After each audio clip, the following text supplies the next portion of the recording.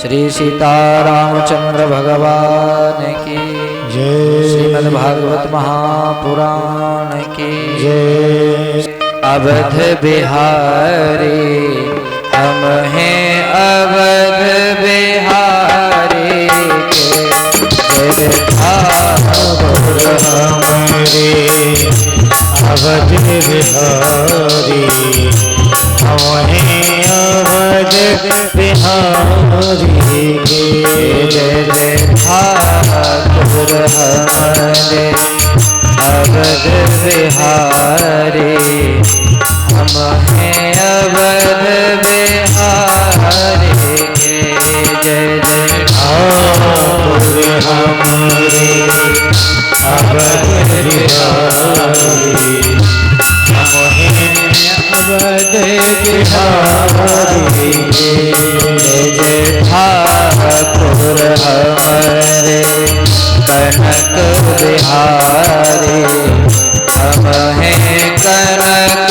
बिहारी के जय जय ठाकुर हमारे कनक बिहारी हम हैं कनक बिहारी कोई भला कहे या बुरा कहे हम हो गए अवध बिहारी के कोई भला कहे या बुरा कहे हमें हो गए अवध बिहारी कोई भला कहे या बुरा कहे हम हो गए रमण बिहारी के कोई भला कहे या बुरा कहे हम हो गए अवध बिहारी जय जय ठाकुर हमारे अवध बिहारी हम हैं अवध बिहारी जय जय ठाकुर अवध बिहारी हम हैं अवध बिहारी जय हो।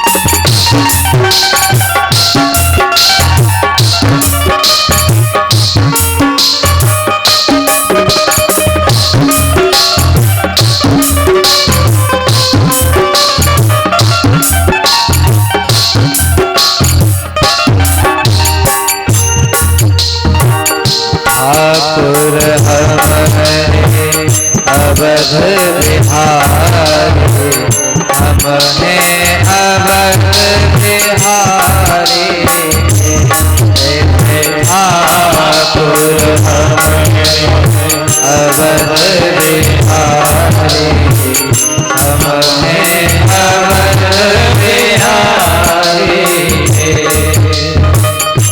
ठाकुर हमारे अवध बिहारी हम हैं अवध बिहारी ठाकुर सेवा धर्म हमारा ठाकुर सेवा धर्म हमारा काम न दुनिया तारे तेरा काम न दुनिया तारी के जय जय ठाकुर अवध बिहारी हम हैं अवध बिहारी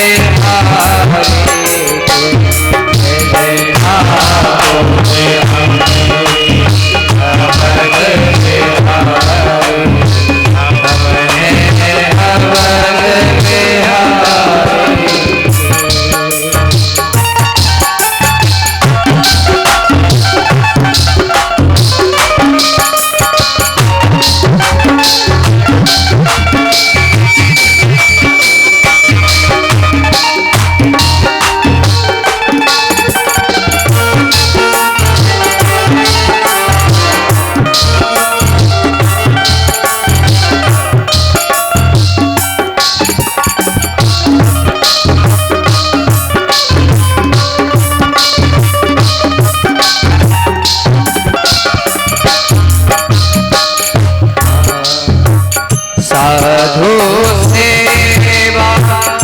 धर्म हमारा साधु सेवा धर्म हमारा गुरुवर सेवा धर्म हमारा गुरुवर सेवा धर्म हमारा काम न दुनिया धारे के काम न दुनिया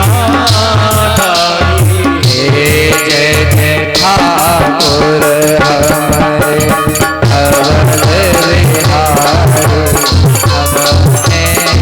अवध बिहारी हमें अवध बिहारी जय जय ठाकुर हमारे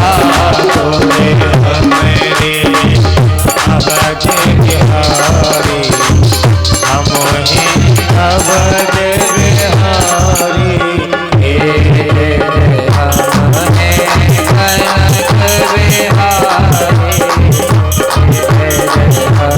हमें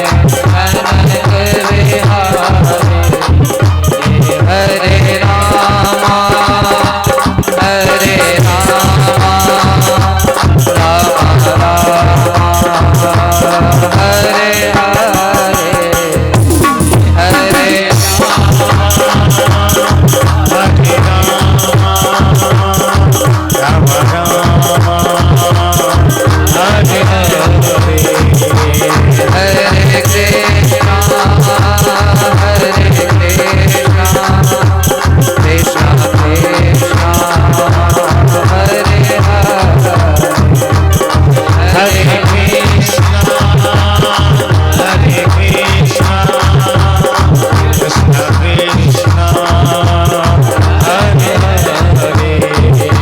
विराजमान मेरे ठाकुर को बारंबार प्रणाम करते हुए हम सब आज की कथा में अष्टम दिवस में प्रवेश करने जा रहे हैं। भैया, जीवन का सर्वोत्कृष्ट लाभ है तो उस भगवान का सत्संग है। जब तक रहेगी जिंदगी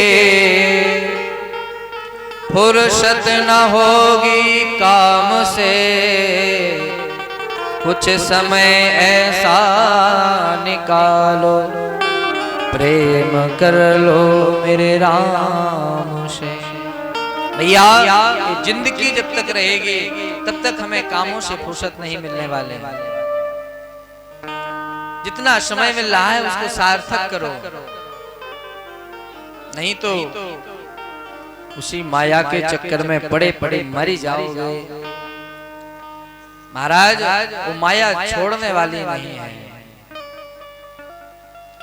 माया को सब कोई भजे पर माधव भजे न कोई, जो कदापि माधव भजे तो माया चेरी हो। भैया, हमें करना क्या है? बोले इस माया में रहते हुए भी भगवान का ध्यान रखना है, भगवान का भजन करना है। भैया, भगवान के भजन को नहीं भूलना है। चाहे हम किसी परिस्थिति में हो, घर परिवार में रहें, फिर भी भगवान का भजन करें। इस संसार से पार करने वाला भगवान का भजन ही है। और भैया, आज महाशिवरात्रि का महापर्व है, हमारे भोलेनाथ का दिव्य विवाह है। और कथा में भी आज रुक्मणी मंगल, कृष्ण और रुक्मणी जी का पानी ग्रहण संस्कार होगा। तो भैया, हमारे भोलेनाथ महाराज, तुम पुनि राम राम दिन रात। आज शिवरात्रि है तो थोड़े भोले बाबा का स्मरण करते हुए हम आगे बढ़ेंगे। हमारे भोले बाबा का महाराज परिवार देखिए कितना विचित्र है। कैसे? भोले बाबा के गले में सर्प है कि नहीं? और बोले उनके पुत्र का वाहन क्या है? बोले चूहा है। उनके पुत्र का वाहन चूहा है। चूहा और सांप की कभी बन सकती है क्या?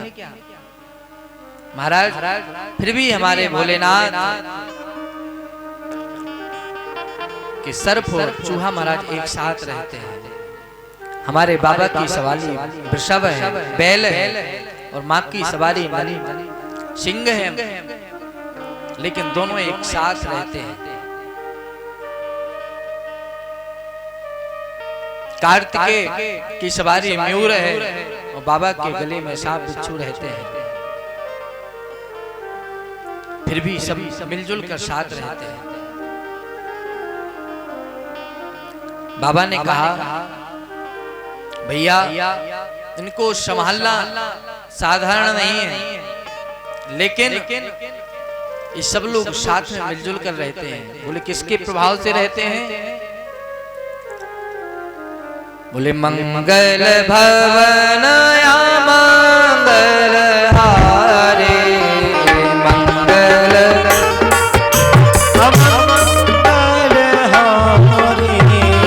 मंगल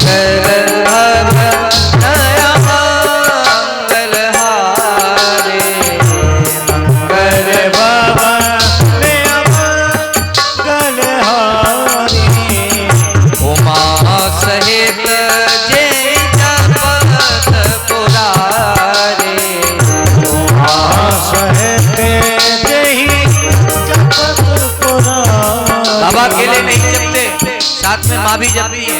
और बाबा तो दिन रात तुम पुनि राम राम दिन रात, तुम पुनि राम राम दिन रात, तुम पुनि राम राम दिन रात, तुम पुनि राम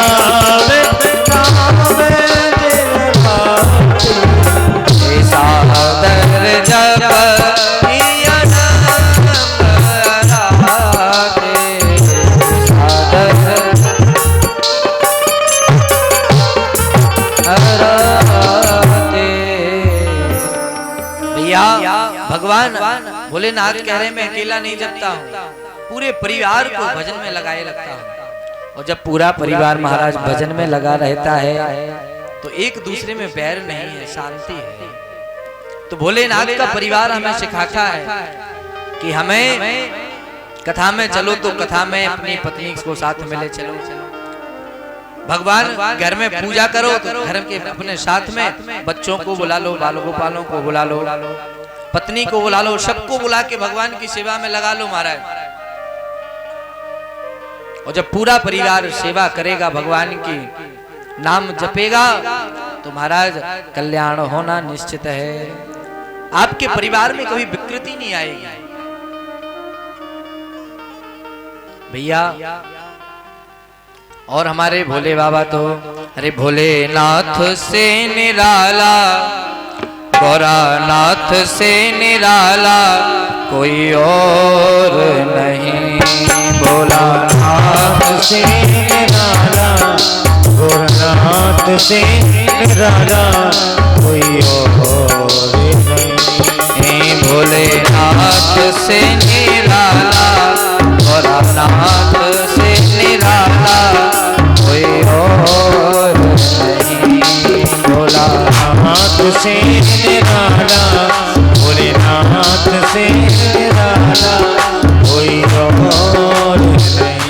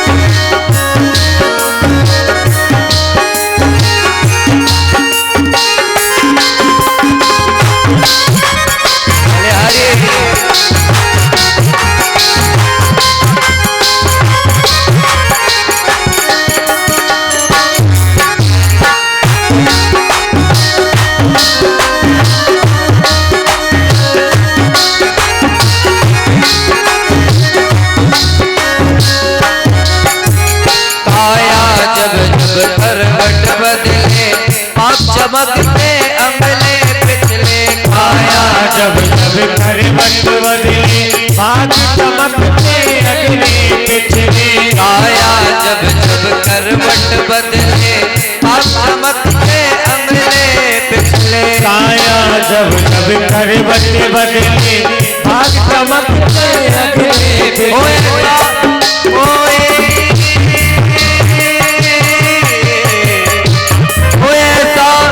डमरू बजाने वाला कोई और नहीं, भोलानाथ से निराला, भोलानाथ से निराला कोई और नहीं, भोलानाथ से निराला कोई और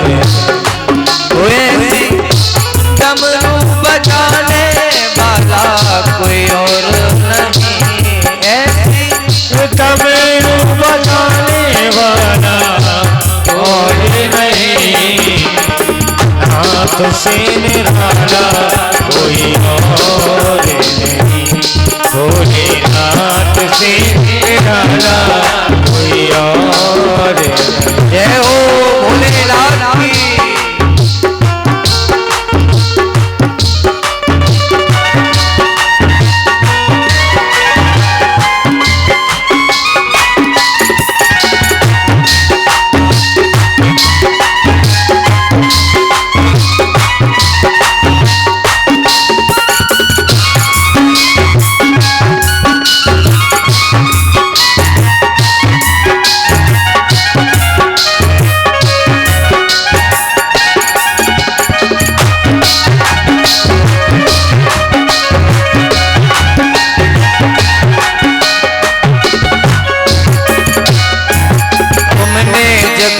कष्ट मिटाया तुमको स्वामी बिसराया, तुमने जग का कष्ट मिटाया मुझको स्वामी को बिसराया, तुमने जग का कष्ट मिटाया तुमको स्वामी क्यों बिसराया, तुमने जग का कष्ट मिटाया मुझको स्वामी क्यों बिसराया।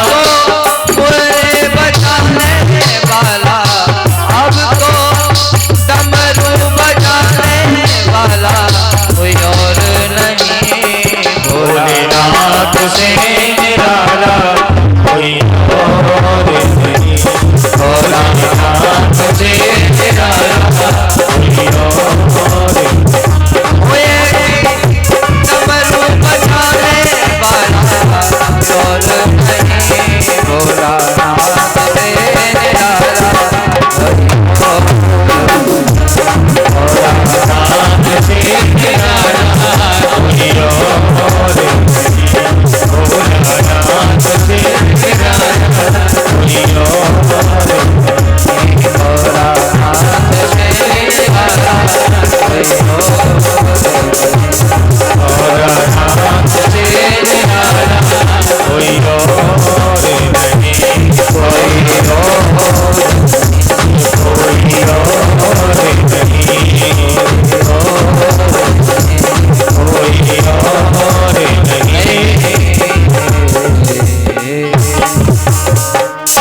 बोलिए।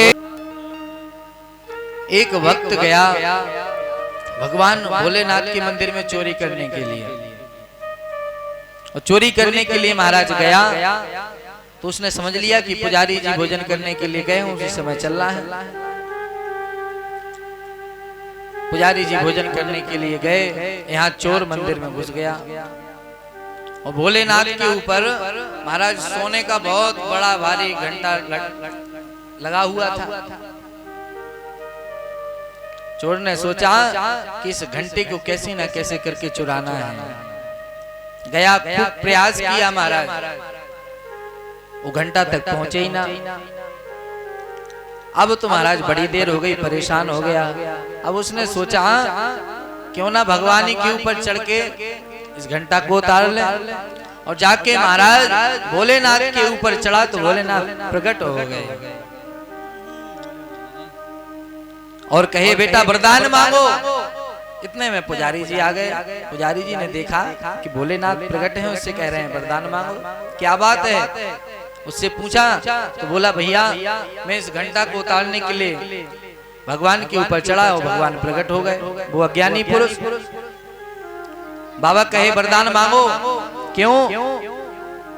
बोले भैया कोई दूध चढ़ाता है, कोई जल चढ़ाता है, कोई मीठा चढ़ाता है, कोई बेलपत्र चढ़ाता है, लेकिन इसने तो मुझे अपने को ही सर्वस्व चढ़ा दिया। और महाराज भोले बाबा अत्यंत उससे प्रसन्न हो गए, उसको वरदान दे दिया। तो महाराज ऐसे हमारे भोले बाबा हैं। क्षणे रुष्टा क्षणे तुष्टा, रुष्टा तुष्टा क्षणे क्षणे। महाराज मेरे भोलेनाथ थोड़े में ही प्रसन्न हो जाते हैं, थोड़े में ही रुष्ट हो जाते हैं। इनका स्वभाव एकदम सरल है महाराज। देव देव महादेव भूतात्मन भूत भावना, त्राहि माम शरणापन्ना, त्रिलोक्यं तिमुरापः। ऐसे भोलेनाथ को बारंबार प्रणाम करते हुए उनके इस विवाह महोत्सव पर आप सबको ढेर सारी बधाई। अब हम कथा में प्रवेश करें, क्योंकि भैया आज बाबा का विवाह है, इसलिए बाबा की विवाह का स्मरण करना जरूरी था। इसलिए बाबा का भी स्मरण कर लिया। अब हम अपने प्रसंग में चलते हैं। तो महाराज कल हम सब ने गोवर्धन महाराज की पूजा की, बड़े भाव और धूमधाम के मस्ती के साथ सभी लोगों ने आनंद लिया। महाराज गोवर्धन जी महाराज की पूजा हुई।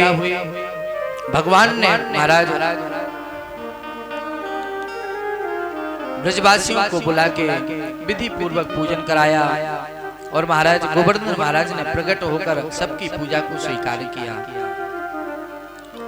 महाराज इंद्र को अभिमान था कि हमारी पूजा नहीं की और गोवर्धन जी महाराज की पूजन की। भैया हमारे भगवान का स्वभाव है कि वह अभिमान किसका नहीं रखते।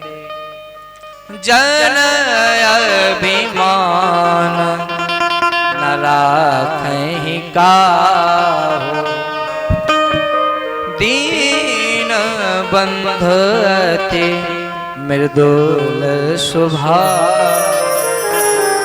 मेरे प्रभु का तो स्वभाव ही है कि वो किसी के अभिमान को नहीं रखते। अहंकार भगवान का भोजन है, उसको ग्रहण करते हैं।